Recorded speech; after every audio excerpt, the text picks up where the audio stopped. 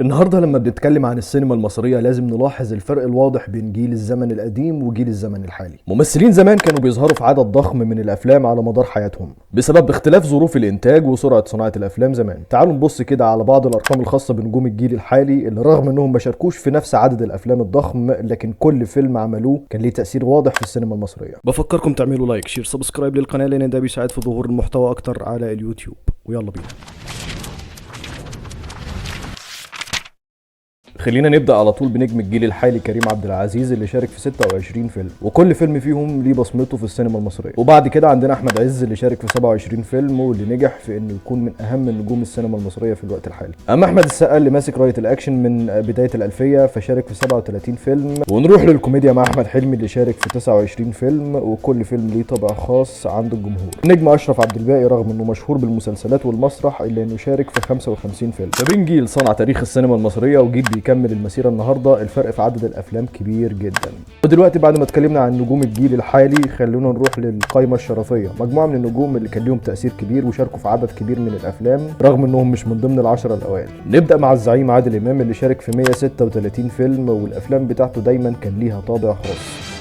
أنا الزعيم، أنا اللي هزيت التاريخ جامد وطلعت بركانه اللي كان خامد. فكر الثورة البيضة والحمراء والصفرة والخضراء.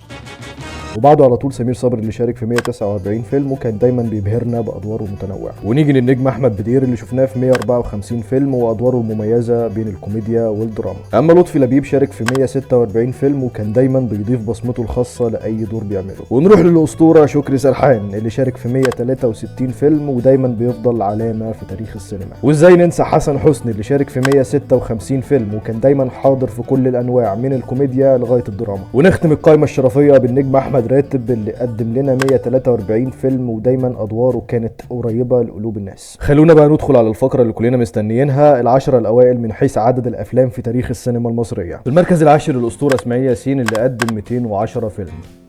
سلم علي سلم علي اصحى يا دفعة ده الظابط جاي ولدي يا ولدي ده الظابط جاي. غني غني يا عسكري. حاضر.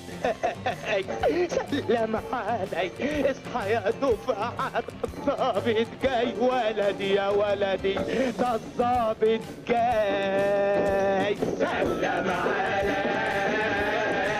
سلم علي اصحى يا دفعة ده الظابط جاي ولدي يا ولدي ده الظابط جاي. وفي المركز التاسع عندنا النجم صلاح نظمي اللي شارك في 224 فيلم وكان دايما في تنوع في ادواره بين الخير والشر. ونروح للشرير المحبوب في المركز الثامن توفيق الدقن اللي ظهر في 244 فيلم. وفي المركز السابع معانا محمد شوقي اللي شارك في 252 فيلم. اما المركز الخامس فمحجوز للنجم عبد المنعم اسماعيل اللي شارك في 292 فيلم وكان دايما بيضيف جو خاص كده في اي مشهد بيظهر فيه. وفي المركز الرابع معانا حسين اسماعيل اللي شارك في 304 فيلم وكان دايما بيشارك في ادوار مميزه. وفي المركز الثالث وحش الشاشه فريد شوقي اللي شارك في 345 فيلم وكان دايما بطل الاكشن والدراما اللي كل الناس كانت بتستنى افلامه. وفي المركز الثاني معانا محمود المليجي اللي قدر يقدم لنا 378 فيلم وكان دايما الممثل اللي الجمهور بيعتمد عليه في اي دور. واخيرا في المركز الاول سعيد صالح ملك الكوميديا اللي قدم لنا اكتر من 500 فيلم خلد بيهم اسمه في تاريخ السينما المصريه. وبس كده، ده كان ترتيب العظماء من الجيل القديم. لو حبيتوا الفيديو ما تنسوش تعملوا لايك، شير، سبسكرايب للقناه عشان يوصل لكم كل جديد. سلام عليكم.